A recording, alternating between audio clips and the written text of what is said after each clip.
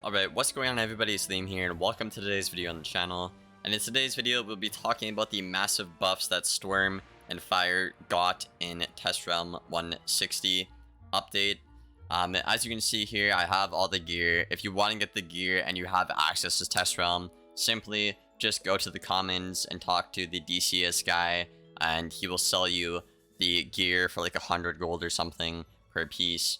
But basically, we'll be covering all the new buffs that these schools got in today's video.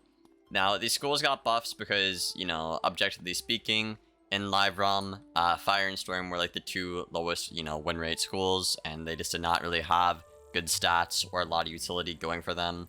So obviously, they got, a lot of buffs right away. They were prioritized first at the start of this update. And, hopping on the Storm here, right away, first things first, we'll be looking at the spell cards. Now, a lot of this is pretty cool. You'll see a PvP match in today's video as well, where I pull off like a really cool new combo that I invented with this new update. But essentially, some new cards you're going to see right away here are going to be Queen Calypso. I'll show you all the spell mint path here right away. They made this spell a little bit better. Basically, now you have a hit and infection, essentially, like a infection and hit. So you can actually counter jading a lot easier on a storm now, and you can counter healing a lot easier on a storm now. And the damage per pip is a bit low, but it works, right? It's a good utility card and a good start for storm when it doesn't really have a lot of utility in general in the game right now. Next up, we have Berry Surprise. I will show you all the Berry Surprise spell mint path as well. I farmed this in Live Realm and I got tier 5. I kind of liked the old one, not gonna lie, but this new one is okay. The feedback I would provide to the devs is have the top path be more about damage, I feel like, for like a 4 pip storm hit, and either take away that utility purely or really tone down that utility. And the bottom path, I would suggest making the damage be like literally nothing, and then make the heal big and make the heal last longer, or vice versa for the heal part. So you could pick more of a damage playstyle or utility playstyle on a storm. Catalan also got a change here. So Catalan is a hit and 35 universal weakness, which is pretty cool. It also got a damage nerf, of result of that. Which, I'm kind of fine with that, right? Since these spells now require a school pip, they're a lot less spammable. They kind of are a bit spammy, but it's not going to be anywhere near as bad as it used to be, let's say, for example, right? But I guess it's cool that Storm now has 2 utility cards. They have Kraken and now they have Catalan, so, there's just more spells in the library, and I find that pretty neat for Storm. Unfortunately, Hammer of Thor has not been changed yet, but I imagine the devs will get around to it in the next patch update. I think if I had to guess, I could be wrong, but I think this will do extra damage if there's a weakness on your opponent, because Storm has a little bit of synergy with weaknesses, as you can see in Beast Moon. And now the highlight of this entire thing has got to be the catch of the day thing. When I was building a deck on stream, I looked at this and I was like, wait a minute, that doesn't look right.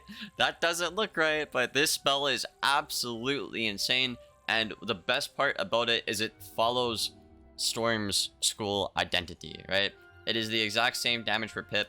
It cannot be spammed, too often because it requires a school pip, right?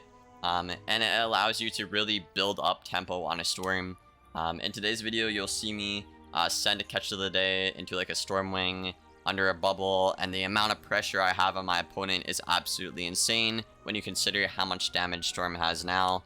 So overall, in general, the school identity has been restored on Storm, which is, pretty neat, and I can really appreciate that. Another thing I noticed is Enfeeble hasn't been changed on a Storm.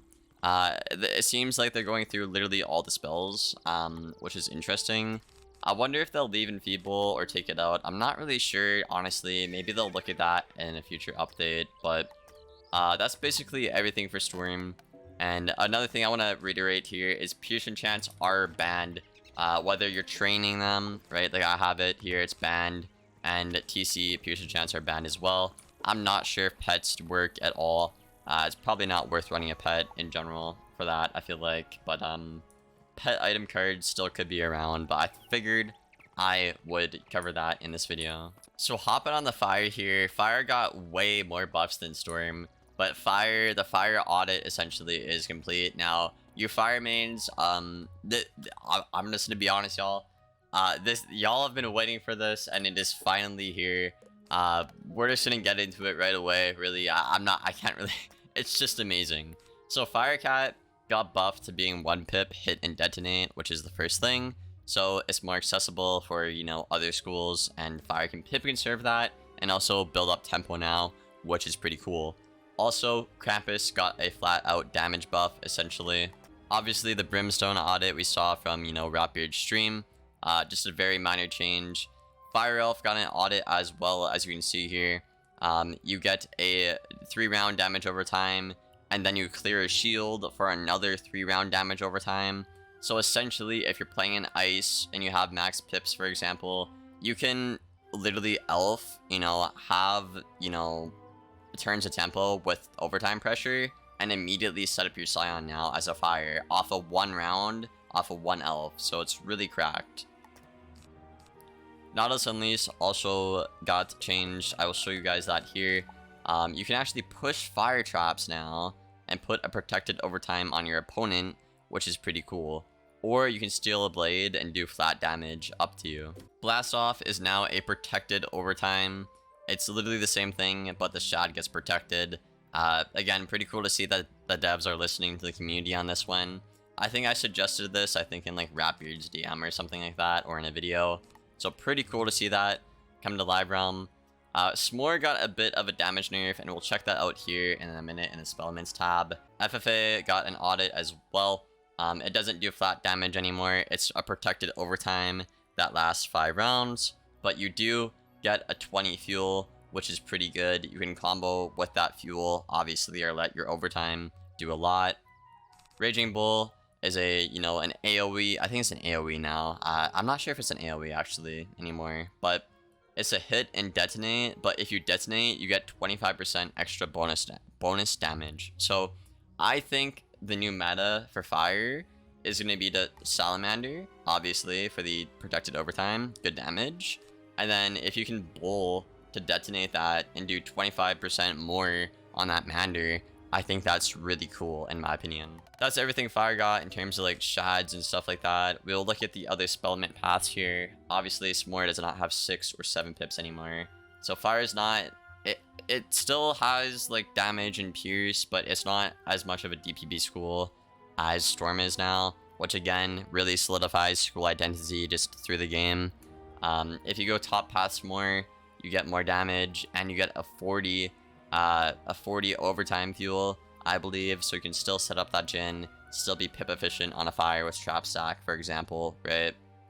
Or you could go lower pip and, you know, still have good damage per pip, and still set up that fuel with, you know, lesser buffs to an extent, right? Obviously, the infamous Mander change, I think you guys probably saw that in the other video today, because I will be double uploading. Blast Off audit, again, it's still 4 or 8 pips, but the overtime is protected, and you can extend overtime you currently have on. Sunbird got an audit as well. I think I'm gonna run this spell on my fire, personally. You basically do 710 damage if you have an overtime on your opponent. So you can spam this. It does not require a school pip. You can spam this and use this as a good source of like DPP value. And also just keep, you know, a lot of overtime pressure on, which I think is really cool in my opinion. You have Immolate, which also got changed. I'm honestly not even gonna try to understand this one. It looks a little bit too crazy for me. I think it's like you take damage, put a protected overtime on, clear 2 traps for another 2 overtimes. Kind of wild, I gotta say. Phoenix again is... can you guys comprehend this? Can you read this? Because I sure as hell can't. I can't. You do damage, and then you get 360 health over 3 rounds per the amount of heals... per the amount of damage overtimes on your opponent. So you could heal pretty efficiently on a fire with this spell. And obviously the new Elephant, You can just straight up counter people that are spamming tri-shields and set shields now. And it doesn't do that much damage, unfortunately, but it is a cool way to see, you know, Fire have various ways to deal with, you know, countering shields, because again, that is the school identity of Fire in the Rochambeau wheel. But yeah, I think that's really all I have to cover in today's video. You guys saw the new spells in a previous video and I talked about them, so I'm not going to cover that too much. But aside from those spell audits, at least in week 2 right now, objectively speaking, Fire and Storm have better stats compared to Live Realm. Fire and Myth have, you know, some of the better stats in the game right now. Storm stats are still kind of bad, but that's because accuracy and pips and health and resist and all that other stuff, that's a whole separate issue we'll talk about in a different video. But Fire stats are really good. Fire school identity is really good. Fire's cards are really good now. Same thing with Myth, right? Myth didn't really get any new cards, but they got really cracked stats, which we'll be talking about in a separate video. But yeah, I hope you guys enjoyed this video. If you made it this far, be sure to subscribe if you're new, and consider leaving a like rating. It would help out a lot. And yeah, without further ado, I'll see you guys in the next one.